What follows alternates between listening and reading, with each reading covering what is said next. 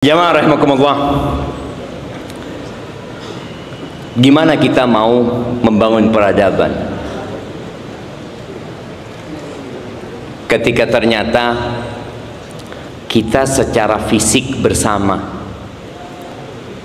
tapi kadangkala secara hati kita antum datang mau menuntut ilmu tapi tidak mau nambah saudara. Akhirnya muncul pertanyaan-pertanyaan yang sejatinya antum sendiri yang seharusnya menjawabnya. Kenapa kok ana dikucilkan di masyarakat? Kenapa keluarga ana setelah ana belajar dan mengaji seakan-akan ana asing di tengah-tengah mereka? Terbukti antum datang ke tempat ini la assalamualaikum wala ngobrol ya, seakan-akan hanya antum yang akan masuk surga. Lihat kanan kayaknya ahlun nar ini.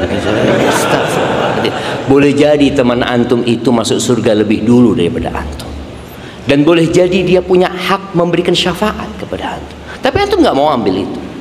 Gimana kita mau membangun peradaban bersama? Di rumah Allah kita nggak bersama, di rumah Allah Azza wa Jalla, apalagi di tempat lain. Kita kalau melihat kondisi umat Islam yang bercerai-berai, saudara-saudara kita dibantai di Palestina, 2 miliar umat Islam nggak bisa berbuat apa-apa. Ya ada usaha yang dilakukan, tapi tidak maksimal. Gimana kita mau membantu mereka sedangkan kita tidak membantu diri kita sendiri? Setiap kali kita naik pesawat, pramugari selalu menyampaikan, apabila terjadi kondisi darurat, emergensi, kemudian yang namanya masker itu, masker oksigen itu turun, siapa yang seharusnya memakai duluan? Ketika antum bersama saudara antum atau anak antum, siapa? Bapaknya dulu yang pakai. Selamatkan dirimu terlebih dahulu, baru selamatkan orang lain. Bagaimana kita hendak menyelamatkan saudara-saudara kita di Palestina sedangkan kita belum menyelamatkan diri kita sendiri? Betapa banyak umat Islam yang mengekor kepada peradaban non-muslim, bangga dengan peradaban mereka. Dulu Hollywood, ana ingat di tahun 97 ada seorang perempuan mahasiswi dari Australia yang mengadakan kajian penelitian di Jakarta. Dia ingin tahu media yang ada di Indonesia ini sebenarnya mengarahkan bangsa Indonesia kemana. 1 bulan dia nonton televisi, belum ada YouTube dulu mungkin ya. Jadi dia duduk di Jakarta hanya nonton televisi dari pagi sampai malam, dia lihat. Setelah 1 bulan hasil penelitiannya, kesimpulannya dikatakan Amerika. Artinya bagaimana bangsa Indonesia yang mengiblat ke sana. Film-film Hollywood ya, yang ada di sini, yang jadi pahlawan. Siapa pahlawannya? Rambo. Setelah Rambo, Komando, Rocky ya. Habis gitu siapa lagi? Muncul Superman, Spiderman, Avenger itu yang jadi pahlawan. Jadi kiblatnya kita ke mereka. Tapi mungkin di masa itu juga ada sedikit goyangan dari Bollywood, India. Jadi yang mau, anak ingat dulu anak punya misanan ngomong, kalau anak itu sudah sering nonton film India, itu biasanya dia fall in love, dia lagi jatuh cinta tuh, jadi yang ditonton India. Baik, 2020 ke atas Amerika mulai tergeserkan. Siapa penggantinya sekarang? Korea. Kita ini gimana mau membangun peradaban kita, sedangkan otak kita diisi Amerika, ditambahin Bollywood, sekarang diganti sama Korea. Itu yang jadi kiblatnya. Kalau orang beli baju, kadang-kala tertulis di sana baju Korea. Kok bisa ya? Sampai ada yang namanya kue, jamaah. Kue itu banyak di Jawa Barat ya, Bogor ini juga. Yang bulat isinya kacang, isinya apa? Mochi. Itu mochi dibilang makanan Korea, laris jamaah. Anak pernah bawa ke rumah, anak ngomong sama abah, ini makanan Korea bah. Orang kepingin jamaah. Subhanallah. Sekali lagi, gimana kita akan memimpin di depan, sedangkan kita jadi ekor di belakang. La tattabi'unna sanana man kana qablakum hadwal qudhati bil qudhah. Kata Nabi alaihi salatu wasalam, kalian benar-benar akan mengikuti gaya, ajaran orang-orang sebelum kalian, sama persis seperti antum tahu bulunya busur, bulunya panah-panah itu harus ditimbang, sama persis. Shibron bi shibrin, sejengkal ya sejengkal kita ikutin. Hasta kita ngikutin satu hasta. Hatta lau dakhalu juhra, sampai bob, kalian akan masuk. Dan itu yang terjadi dengan. Maka ahibati fillah, mengekor tidak akan memberikan kebanggaan di dalam diri setiap muslim menjadi muslim. Allah Azza wa Jalla berfirman di surat Al-Anbiya ayat 92. Ummatukum ummatan wahidah wa ana rabbukum.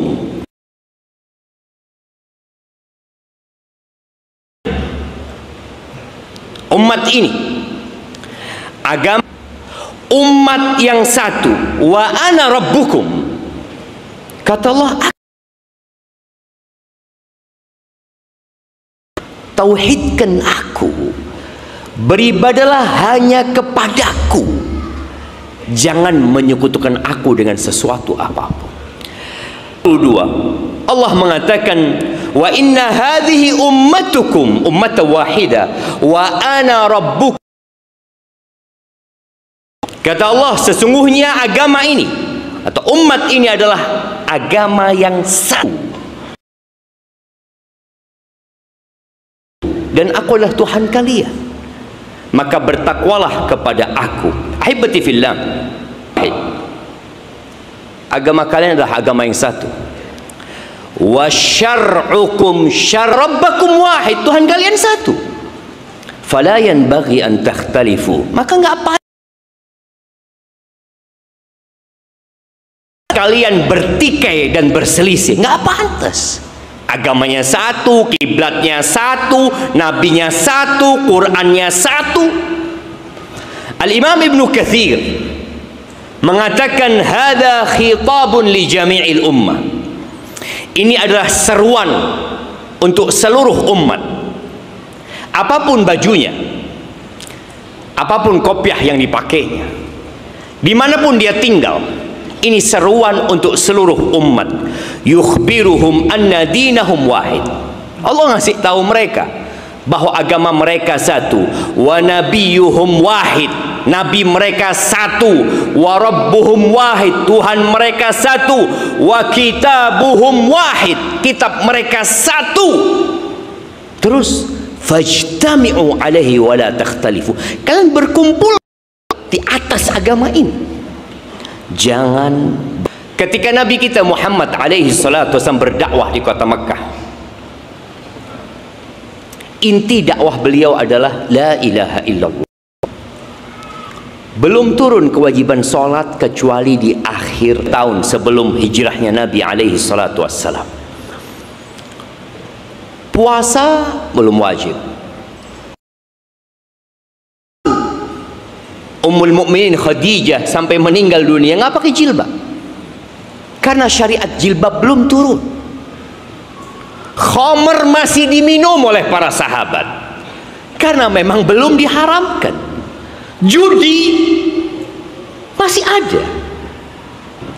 Setelah hijrah ke kota Madinah, baru turun syariat-syariat yang lain. Dikuatkan tauhid. Para ulama mengatakan kalimatut tauhid qabla tauhidil kalimah. Kalimatut tauhid qabla tauhidil kalimah. Kalimat tauhid yang harus ditanamkan terlebih dahulu sebelum ajakan untuk bersatu. Nggak bakalan bersatu ketika mereka tidak bertauhid kepada Allah Azza wa Jal. Maka beliau berangkat ke pasar-pasar, beliau berangkat ke tempat-tempatnya qabilah, mengatakan kepada mereka, qulu la ilaha illallah, katakan la ilaha illallah tuflihu, kalian akan selamat, kalian akan beruntung. Apakah bangsa Arab sulit bagi mereka untuk mengatakan la ilaha illallah yang mereka sejak lahir sudah berbahasa Arab? Abu Jahal fasih berbahasa Arab, Umayyah bin Khalaf, tapi mereka nggak mau mengatakan. Apa kata mereka? Aja'alal alihata ilaha wahida. Bahan yang banyak itu jadi satu sesembahan. Itu umroh, tawaf mereka di sana. Ada 360 berhala di sana. Tapi mereka kalau ditanya siapa pencipta langit dan bumi, jawaban mereka apa? Allah.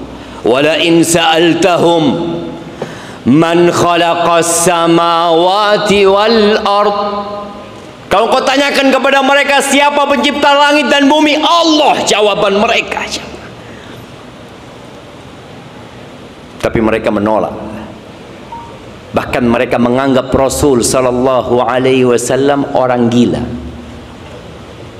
Sampai mereka menyeru Nabi sallallahu alaihi wasallam dengan seruan yang menyakitkan hati. Ya ayyuhalladzi nuzzila alaihi dzikr innaka la majnun. Wahai yang diturunkan kepadanya Al-Quran, engkau orang gila, kata mereka. Itu Muhammad alaihi salatu wassalam. Tapi beliau bersabar. Tapi kadangkala kesabaran itu menuntut kita untuk meninggalkan tempat tinggal kita. Ahibati fillah, di surat Ali Imran ayat 102 ini yang sering dibacakan khatibul Jum'ah, yang sering dibaca Rasul sallallahu alaihi wasallam pada khutbatul hajah. Allah berfirman, ya ayyuhalladzina amanu taqullah haqqa tuqatihi wa la tamutunna illa wa antum muslimun. Wahai orang-orang yang beriman. Taib. Berapa kali Allah mengatakan ya ayyuhalladzina amanu dalam Al-Quran? Angkat tangan yang mau jawab. Berapa? 88. Nggak apa-apa, nak kasih dia. Kurang 1. 89. Barak. 89. Gimana kita mau membangun peradaban? Kita dipanggil sama Allah, nggak tahu berapa kali dipanggil. Antum dipanggil loh sama Allah. Kenapa Allah sering manggil orang-orang beriman? Karena manusia itu diciptakan suka. Innal mu'min mufattanan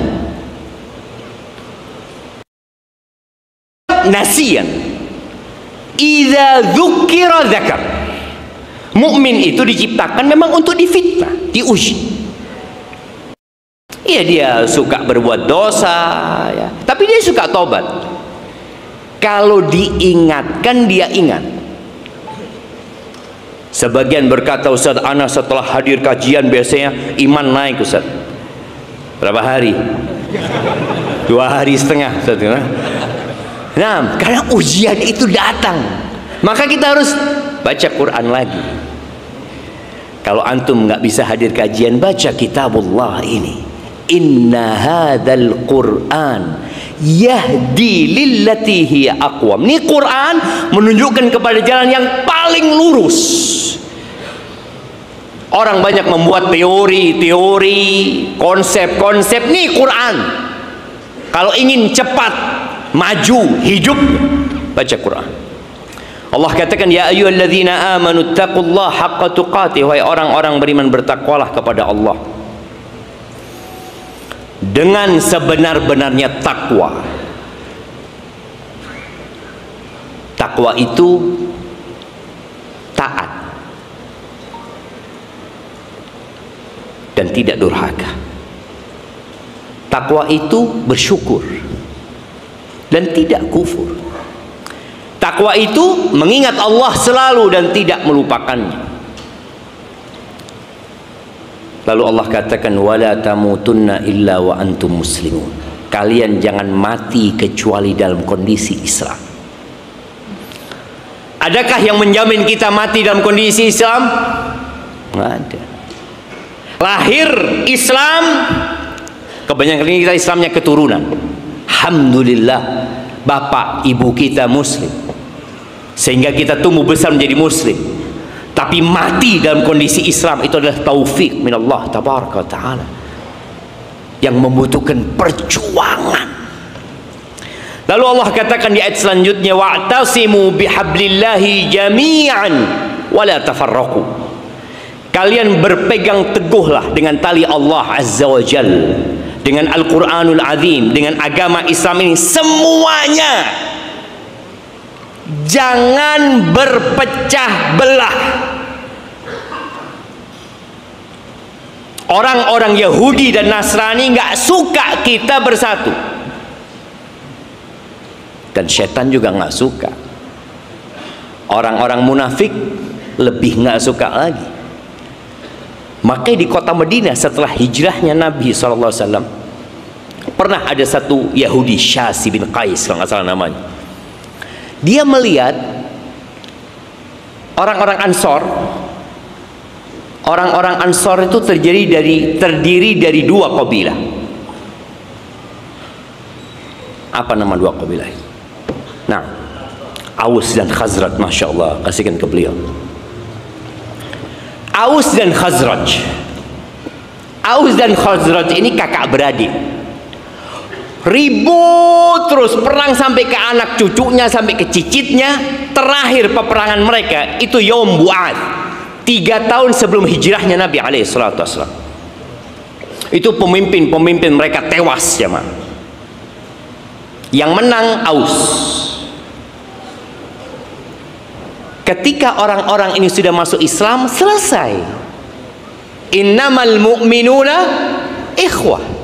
Orang-orang beriman itu bersaudara. Al-muslim akhul muslim. Muslim itu saudara buat muslim lainnya.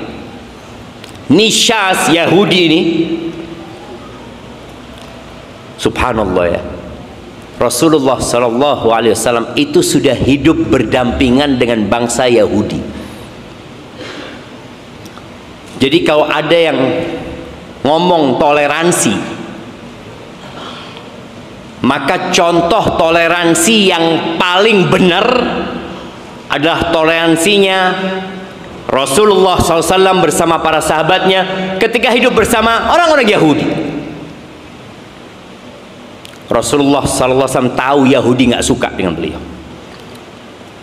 Ini orang-orang Aus Khazraj ngobrol, ketawa-ketawa, senang, sudah nggak ada ribut lagi karena mereka jadi saudara. Allah katakan fa asbahtum, lanjutkan ayatnya, wadhkuru ni'matallahi 'alaikum id kuntum a'daan fa'allafa baina qulubikum fa asbahtum bi ni'matihi ikhwana. Ingat nikmat Allah kepada kalian. Kalian dulu saling bermusuhan, kemudian Allah lembutkan hati-hati kalian sehingga kalian jadi saudara dengan nikmat Allah azza wa jalla. Yahudi ini nggak suka umat Islam itu damai. Makanya mereka selalu berusaha untuk meninggalkan api dalam sekam, penjajah-penjajah yang menjajah negeri kita. Ingat, dia tinggalkan buat kita Timur Timur. Inggris ketika menjajah Al-Hind was Sind, India dan Pakistan, dia tinggalkan di sana Kashmir untuk jadi bahan yang memecah belah umat di sana. Subhanallah, kembali kepada cerita Syaz ini, dia datang kepada salah satu budaknya, dia mengatakan, engkau berangkatlah kumpul sama orang-orang Islam itu, coba engkau senandungkan syair-syair tentang peperangan Bu'ath. Jadi medianya orang Arab itu asy-syair, karena syair itu mudah untuk dihafal. Kalau medianya sekarang itu IG, TikTok, apalagi ya teman-temannya itu, dulu medianya itu adalah syair, dikatakan syair diwanul Arab. Maka utusan orang Yahudi ini mulai menyenandungkan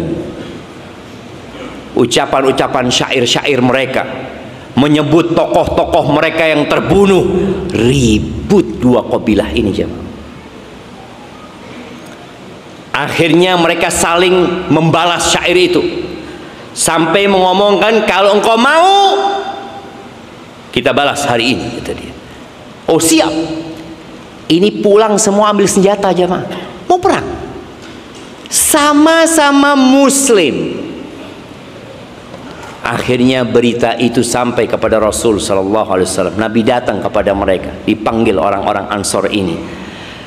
Abi da'wal jahiliyah wa ana baina adhurikum da'uha fa innaha muntina. Apa dengan seruan-seruan jahiliyah, sedangkan aku berada di tengah-tengah kalian? Kalian seperti ini gitu, fanatik kepada kelompok, fanatik kepada kabilah, kepada suku, sekte. Aku ada di antara kalian. Tinggalkan seruan-seruan itu busuk, kata Nabi SAW. Akhirnya sadar orang-orang Ansor, mereka akhirnya berpelukan, saling meminta maaf. Kejadian lainnya, ada seorang muhajiri yang memukul salah satu orang Ansor. Biasa, ribut itu biasa, terjadi gesekan, kadang-kala kemudian orang berantem, tapi jangan sampai hal itu menyebabkan perpecahan. Perselisihan terjadi, tapi jangan sampai membuat perpecahan dan pertikaian. Ini ketika ada orang muhajirin, satu orang muhajir ribut sama satu orang Ansor, Rasul munafiqin. Siapa pemimpin orang-orang munafik yang ada di kota Madinah? Nah, Masya Allah, fadal, barakallahu fikum. Namanya Abdullah. Pemimpinnya orang munafik ini namanya Abdullah bin Ubay bin Abi Salul. Bayangkan jamaah, namanya Abdullah. Ketika dia lihat nih ada ribut umat Islam, langsung dia bakar. Bagaimana keributan ini? Bukan keributan dua orang, tapi keributan dua kelompok. Yang satu namanya muhajirin, yang satu namanya Ansor. Dibakar sama dia. Akhirnya orang-orang Ansor teriak mengatakan, ya lal Ansor. Yang muhajirin teriak, ya lal muhajirin. Bayangin ya, dua nama ini disebutkan dalam Al-Quran, tapi nama itu hanya untuk identitas, bukan untuk memecah belah. Oh, saya muhajirin, kamu Ansor. Enggak. Maka Nabi datang lagi mengatakan, abi da'wal jahiliyah wa ana baina adhurikum. Apa dengan seruan-seruan jahiliyah? Aku ada di tengah-tengah kalian. Jamaah rahimakumullah, di negeri kita ada banyak ormas, ada banyak yayasan, tapi ingat, ada banyak partai. Jangan sampai itu memecah belah umat. Inna hadhihi ummatukum ummatan wahidah. Ini agama satu. Gara-gara beda warna bajunya tidak bertegur sapa.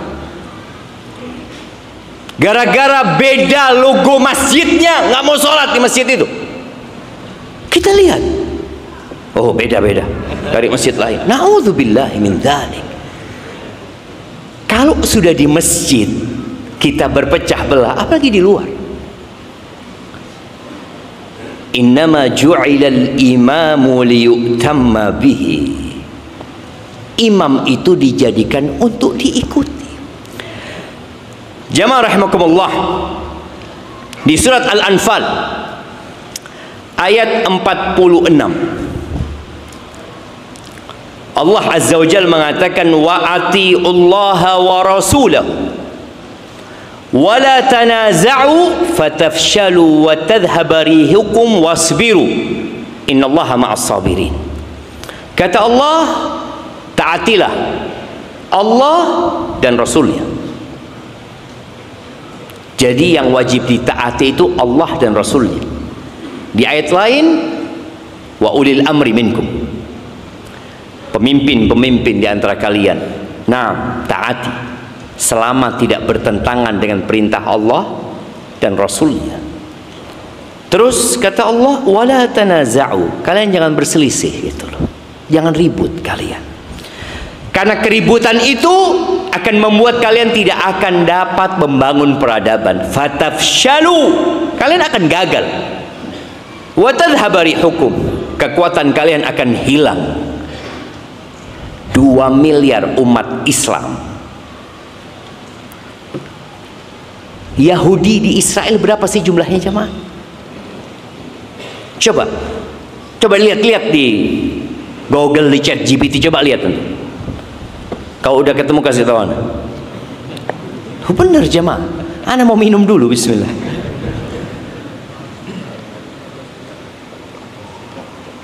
Berapa? 15 juta. Hanya 15 juta. Muslim 2 miliar. Kenapa ya? Kok Yahudi nggak takut sama 2 miliar? Siapa yang mau nyebutkan? Tadi yang antum ngomong 15 juta. Kenapa 15 juta itu nggak takut dengan 2 miliar? Kenapa yang 2 miliar dikeroyok sama yang 15 juta? Nah, karena yang 15 juta tahu yang 2 miliar nggak bisa. Karena yang 15 juta tahu yang 2 miliar nggak bersatu. Oh, boleh jadi. Bismillah, fadhal.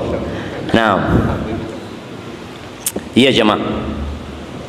Tadi udah dibicarakan bahwa Yahudi itu nggak suka dengan persatuan umat Islam. Mereka berusaha untuk memecah belah umat Islam ini karena keributan itu akan membuat mereka aman, membuat mereka aman sentosa. Dan umat Islam tidak akan pernah bersatu. Bangsa Arab itu nggak pernah bersatu kecuali setelah datangnya Islam. Antum tahu di Mekah itu nggak ada presiden dulu jemaah. Di Mekah itu nggak ada gubernur. Di saat Rasul Shallallahu Alaihi Wasallam 13 tahun di kota Mekah nggak ada gubernur, nggak ada bupati, nggak ada kepala desa. Sistem kepemimpinan di situ qabilah. Tapi subhanallah, Allah bersumpah, wa hadzal baladil amin. Ini negeri yang aman. Padahal seharusnya kalau nggak ada pemimpinnya ribut terus. Tapi Mekah itu kayak gitu. Ketika umur Nabi Muhammad alaihi salatu wasallam 35 tahun, terjadi renovasi Ka'bah. Yang kemudian selesai renovasi, bangunan sudah tinggi, waktunya peletakan Hajar Aswad, ribut mereka. Setiap kabilah ingin dia yang meletakkan Hajar Aswad. Karena mereka memang suka berbangga-banggaan dengan nasab mereka. Jadi kalau habis haji, Dulu bangsa Arab tuh kalau habis haji, orang-orang jahiliyah itu mereka berangkat ke Muzdalifah, mereka di sana cerita-cerita tentang bapakku, nenek moyangku yang melakukan ini, melakukan cerita seperti itu jemaah. Kalau sampai peletakan Hajar Aswad ini dilakukan oleh salah satu kabilah, itu akan jadi kehormatan buat mereka sepanjang hidup. Maka mereka nggak mau itu. 3 hari 3 malam bersih tegang di depan Ka'bah, di depan Hajar Aswad. Sampai beberapa suku itu sudah ngambil satu wadah darah. Mereka sudah meletakkan tangannya di darah situ, siap mati kalau ada yang berani nyentuh Hajar Aswad. Setelah 3 malam mulai reda jemaah emosi mereka. Sampai kapan kita kayak gini gitu loh, nggak ada solusi. Akhirnya salah satu tokoh Quraisy ya, Abu Umayyah. Abu Umayyah ini bapaknya Ummu Salamah, istri Nabi Muhammad SAW. Dia mengatakan, kalau kalian jadikan orang yang pertama masuk dari pintu itu, pintu menuju masjid, dikatakan pintu Bani Syaibah, menjadi penengah di antara kita. Kata mereka, oke, siap. Sebelum Anda lanjutkan ceritanya, kenapa di dalam syariat Islam ada kesempatan untuk tidak bertegur sapa hanya 3 hari 3 malam? Karena cukup sakit hati, emosi itu cukup 3 hari. La yahjurul muslim akhahu fawqa thalath. Nggak boleh engkau memboikot saudaramu, tidak ucap salam sama dia lebih dari 3 hari, nggak boleh. Maka antum kalau ada masalah sama saudara, dia lagi sakit hati, jangan langsung minta maaf, karena dia sedang membara jemaah. Kalau antum datang minta maaf, apa kata dia? Tiada maaf bagimu, sampai mati nggak ada maaf. Tapi kalau sudah 2 hari 3 hari antum datang, ana sebenarnya hari pertama mau datang, tapi ana tahu antum sedang marah. Maka tadi kejadian bangsa Arab itu setelah 3 hari reda tuh emosi mereka. Akhirnya mereka tunggu siapa orang yang pertama masuk ke Masjidil Haram. Masuklah hamba Allah yang bernama Muhammad sallallahu alaihi wasallam, belum jadi nabi, belum. Beliau masih manusia biasa. Beliau datang, apa kata orang-orang Arab melihat itu? Hadza Muhammadun, hadzal amin radina bihi. Ini Muhammad alaihi salatu wassalam, yang artinya terpuji. Ini orang yang al-amin, yang terpercaya. Radina bihi, kami ridho. Subhanallah jemaah. Kita lihat siapa yang bisa menyatukan mereka? Rasulullah sallallahu alaihi wasallam. Maka kita tidak akan pernah bersatu kecuali kita mengatakan asyhadu an la ilaha illallah wa asyhadu anna Muhammad Rasulullah sallallahu alaihi wasallam. Yang konsekuensi dari syahadat Muhammad Rasulullah sallallahu alaihi wasallam, kita harus percaya dengan semua informasi yang disampaikan Nabi Muhammad sallallahu alaihi wasallam. Nggak boleh muslim itu meragukan berita dari Nabi alaihi salatu wassalam. Ingat dahulu di Mesir ada kelompok dokter yang meragukan hadis dzubab. Hadis kalau idza waqa'a dzubab fi ina'i ahadikum, kalau lalat itu nyebur ya di wadah, di gelas, di wadah kalian, biasanya lalat itu terapung jemaah, nggak tenggelam. Kata Nabi SAW, "Falyaghmishu," tenggelamkan dia, kemudian buang. Bisa diminum, iya. Karena di satu sayap lalat itu ada racun. Wa fi ukhra syifa. Di satunya lagi ada penawarnya. Sebagian dokter-dokter itu menolak aja dulu ya. Ana baca cerita itu di Hasyiah Bulughul Maram masalah atau Subulus Salam. Kenapa ditolak? Lu gimana? Nggak masuk ke logika. Ini lalat dari tempat yang kotor, yang jorok, banyak bakteri masuk ke tempat makan minum kita. Kemudian udah dia masuk lalu kita tenggelamkan dia, lalu bisa diminum. Nggak percaya. Setelah bertahun-tahun ilmu teknologi berkembang, mereka meneliti jamaah. Ternyata betul bahwa lalat itu ketika dia ditenggelamkan, dia melepaskan penawarnya. Percayalah dokter-dokter itu. Percaya dengan Nabi alaihi salatu wassalam atau percaya dengan hasil penelitian? Hasil penelitian. Sedangkan mukmin apapun informasinya dia percaya. Ketika Nabi alaihi salatu wassalam Isra Mi'raj, beliau semalam pagi sudah ada di Mekah. Nabi duduk alaihi salatu wassalam termenung. Datang Abu Jahal mendekati Nabi SAW. Malak, engkau kenapa? Kata dia. Kata Nabi SAW, usriyabi, aku baru saja datang dari Masjidil Aqsa. Nggak cerita Mi'rajnya jemaah, karena kalau Mi'rajnya berat lagi dia untuk menerima. Tapi yang bisa diukur Isra, karena dari Masjidil Haram ke Masjidil Aqsa bangsa Quraisy biasa ke sana. Mereka punya perdagangan ke Syam sana. Kata Abu Jahal, oh, engkau baru saja datang dari Masjidil Haram dan paginya sudah sampai sini. Iya, kata dia. Kata Abu Jahal, kesempatan nih, kesempatan. Kalau aku kumpulkan orang-orang itu, engkau akan cerita sebagaimana engkau cerita sama aku. Iya, kata dia. Jadi Abu Jahal jadi panitia kajian. Dia kumpulkan tuh orang-orang, sini, ada cerita nih, kumpulkan. Maka Nabi SAW cerita. Itu ada yang tepuk tangan, ada yang pegang kepala, karena mereka gimana gitu loh.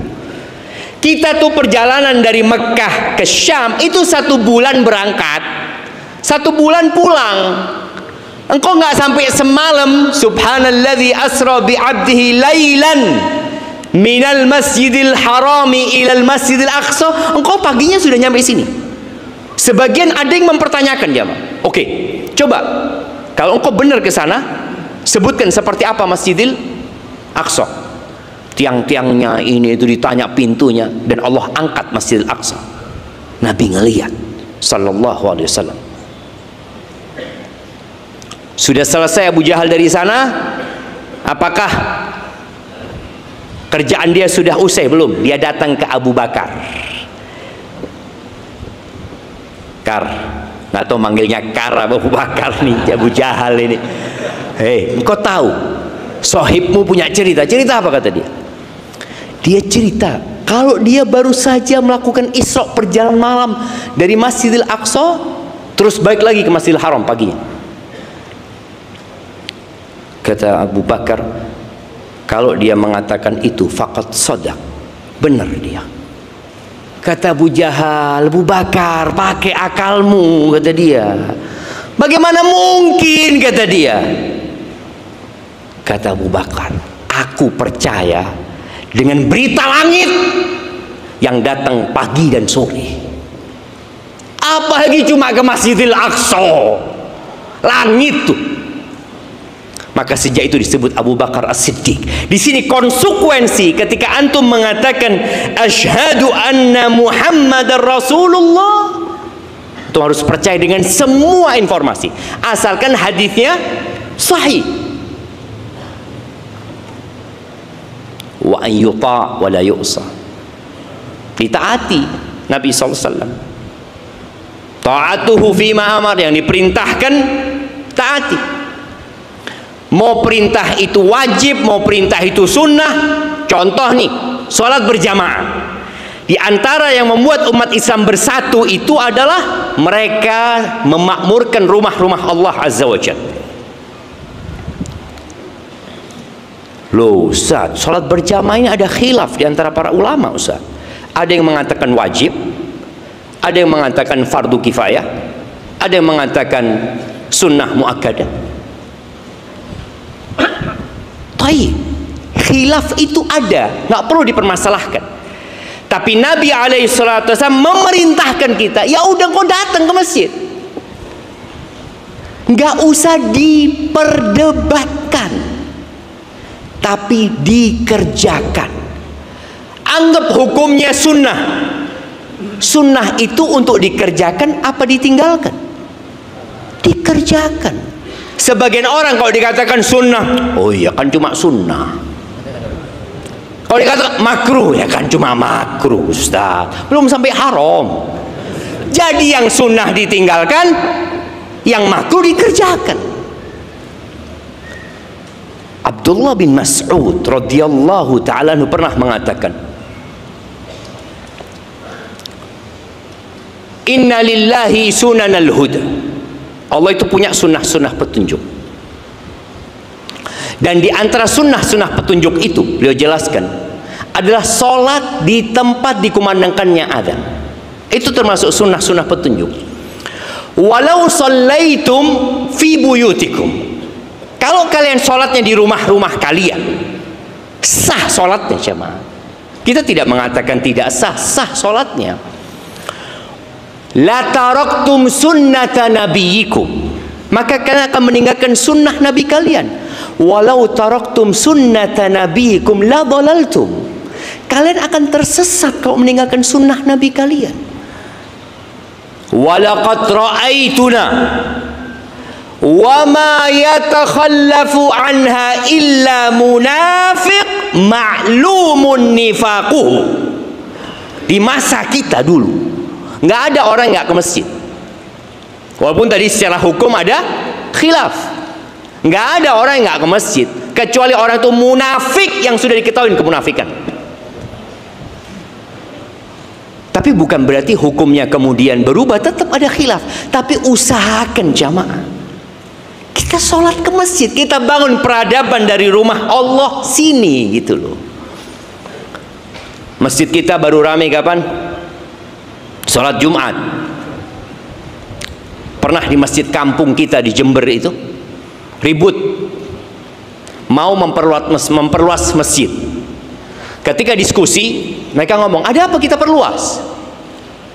Kita zuhur, asar, maghrib, isya, subuh satu soft. Lu iya, kalau Jumatan sudah meluber keluar. Oh Jumatan, suruh bawa sejadah mereka sama payung di luar sana. Ada yang cuma sejumat sekali datangnya, dan datangnya setelah khutbah kedua. Antum lihat, datang sambil berdiri, seakan-akan orang yang paling taat ya. Dia dengarkan, sekali-kali dia lihat jamnya, kok belum qomat ini katanya. Jadi orang yang terakhir datang ke masjid, yang pertama pulang.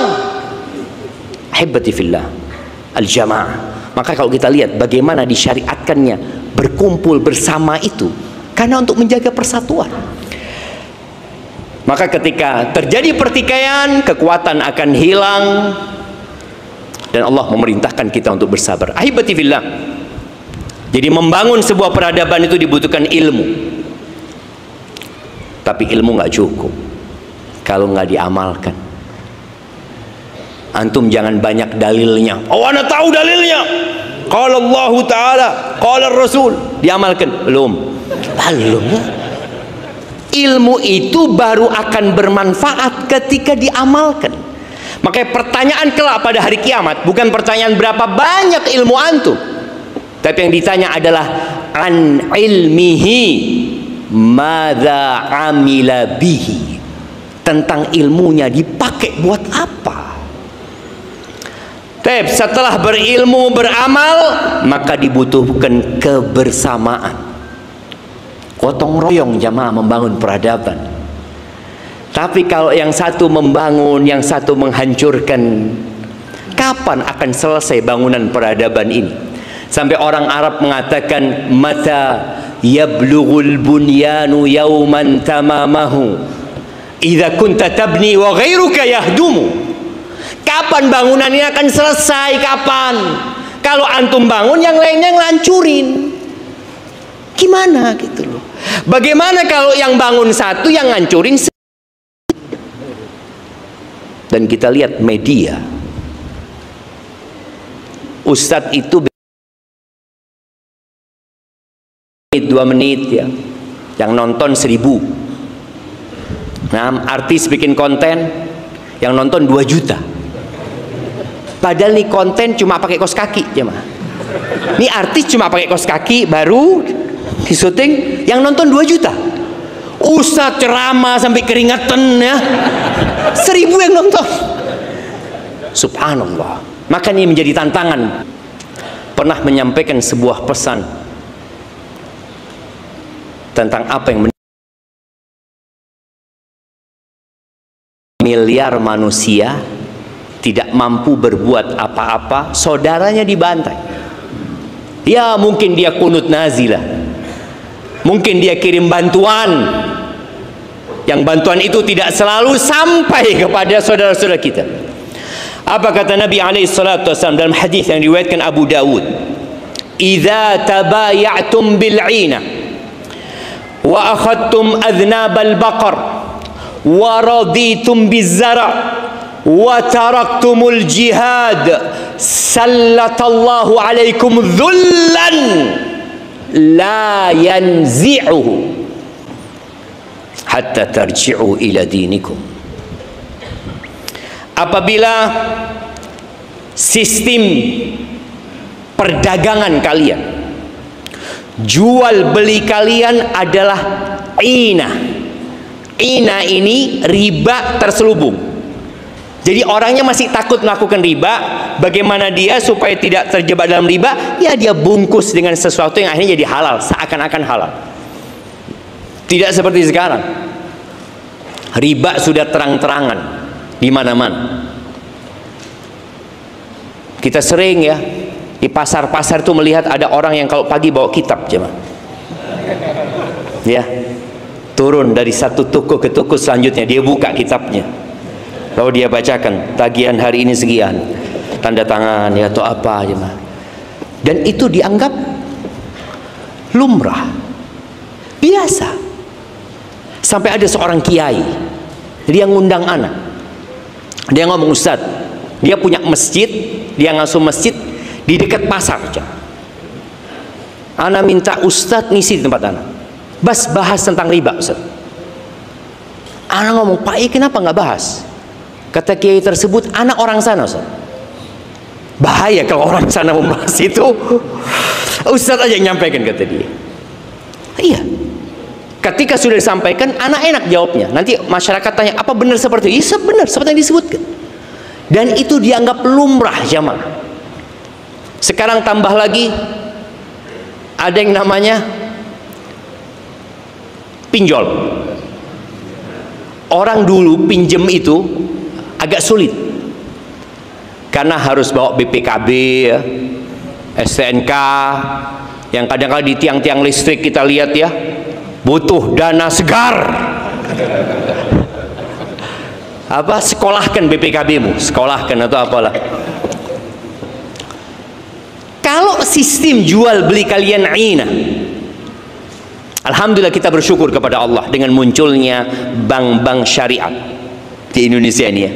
Sejak tahun 89-90 mulai muncul muamalat ya.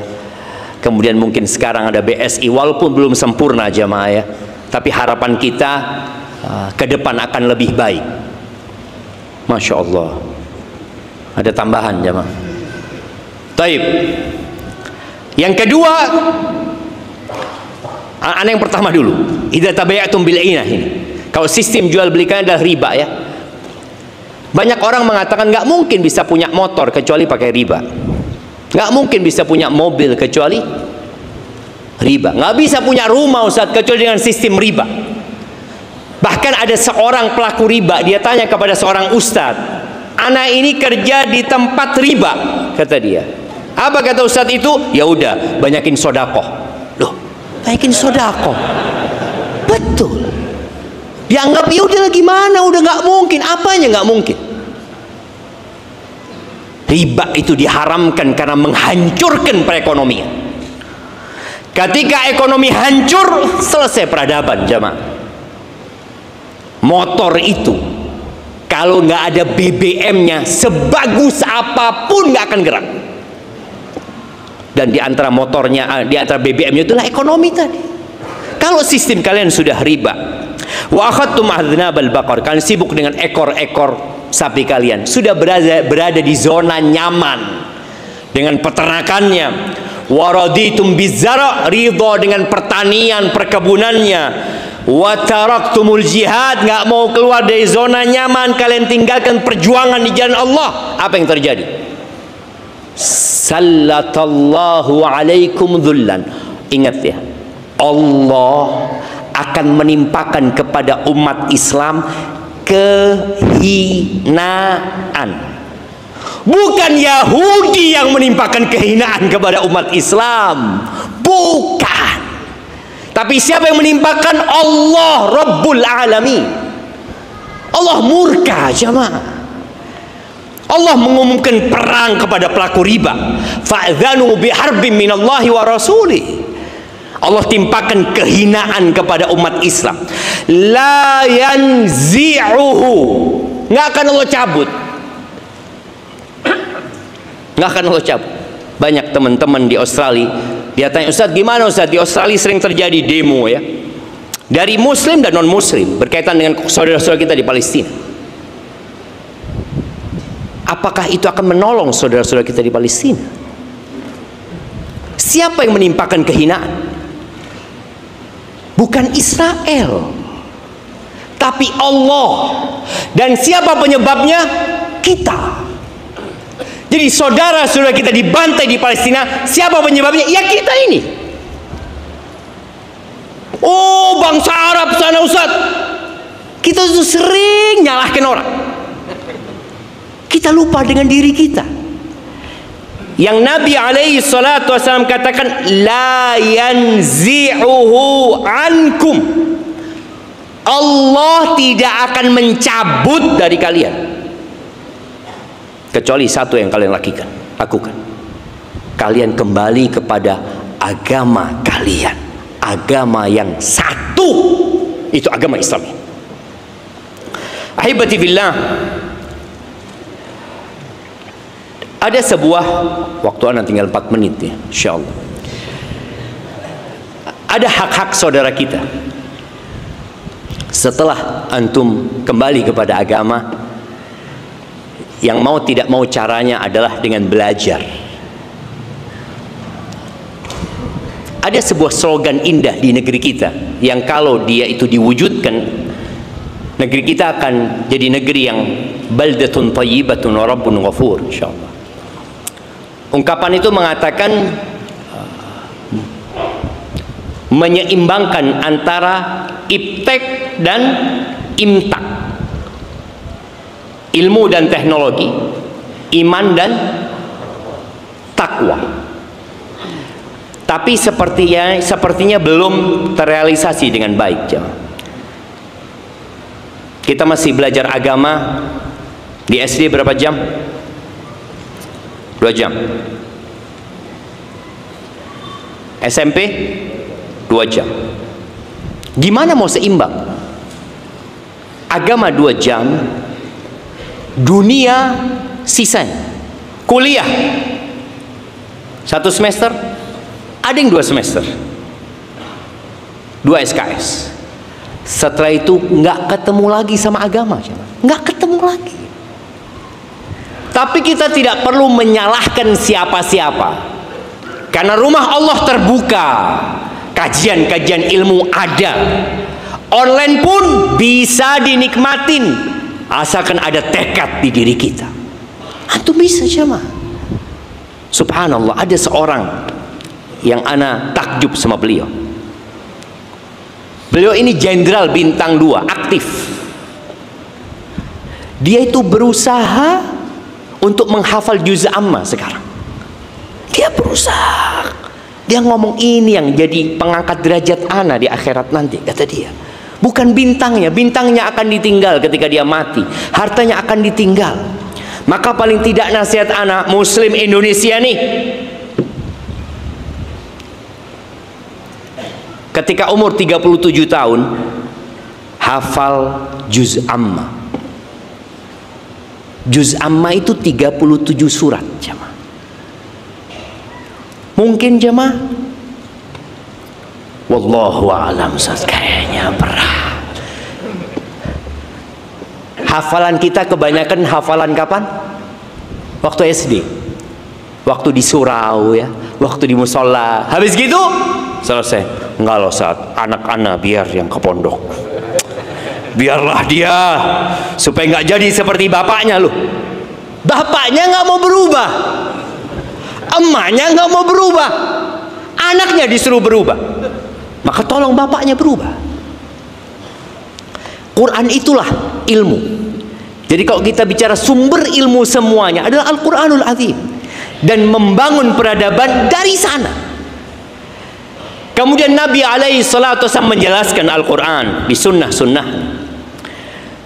Dalam hadis yang diriwayatkan Imam Muslim, Rasul sallallahu alaihi wasallam menyebutkan hakul muslim 'alal muslimi sit. Hak muslim atas muslim lainnya itu ada 6. Sebutkan. Nah, itu angkat tangan duluan. Idza laqitahu fasallim alaih. Kalau jumpa ucapkan salam. Antum tadi ketemu yang kanan salam. Oh, alhamdulillah. Kedua, kalau diundang jawab. Yang ketiga, kalau dimintain nasihat, kasih nasihat.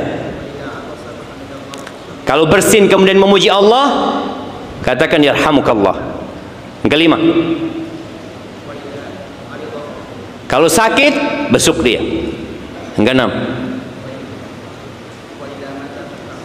kalau dia meninggal, ikutin jenazahnya. Masya Allah, barakallahu fikum, jazakallahu khair. Tuh jamaah, 6 diamalkan.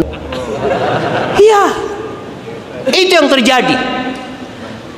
Kita belum memandang persaudaraan Islam itu universal semuanya, jamaah. Kopinya seperti apa, saudara sama kita. Kadang kalau pulang dari masjid, kalau kenal, assalamualaikum. Nggak kenal, nggak ada. Sampai ngambil sandal bareng di sana, nggak ada salah. Karena dianggap bukan saudara. Yang saudara itu sama-sama jenggotan. Oh, saudara, assalamualaikum. Insyaallah. Nggak ada jenggotnya, kayaknya ahlul bid'ah.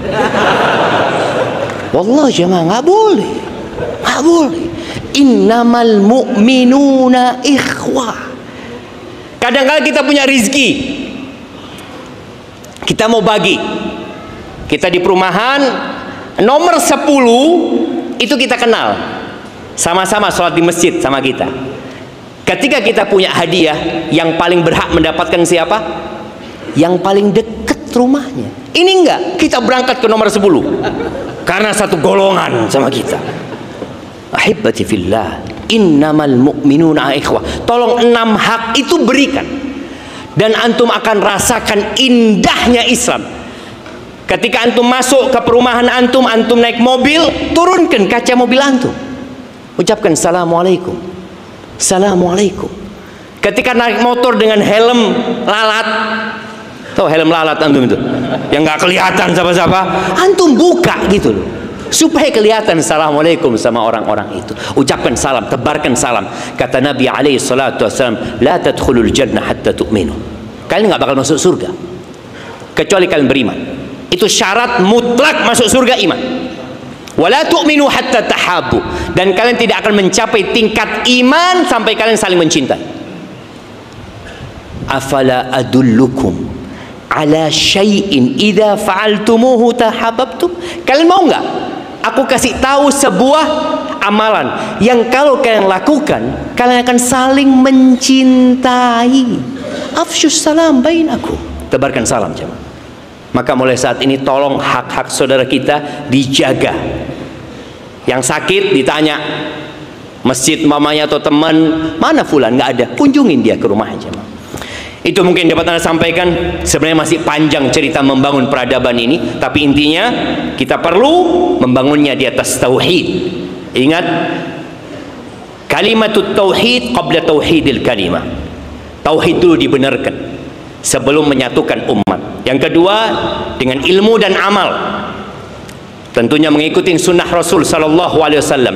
Dan di antara konsekuensi dari syahadat Muhammad Rasulullah SAW adalah beribadah dengan cara Nabi Muhammad alaihi salatu wasallam. Ingat, jangan sampai antum salat zuhur 7 rakaat karena mengatakan ana mau menebus dosa-dosa ana. Nggak bisa. Salat zuhur tetap 4 rakaat. Atau karena kajian kita selesai setengah 12, gimana kalau kita salat zuhur? Jemaah. Nggak bisa jemaah. Salat zuhur nunggu masuk waktu zuhur. Kemudian apalagi jemaah? Oh tadi, kembali kepada agama ya, kembali kepada agama, dan kita akan bergotong royong insyaallah untuk membangun peradaban ini. Nggak bisa sendirian, kita harus bareng-bareng jemaah. Barakallahu fikum.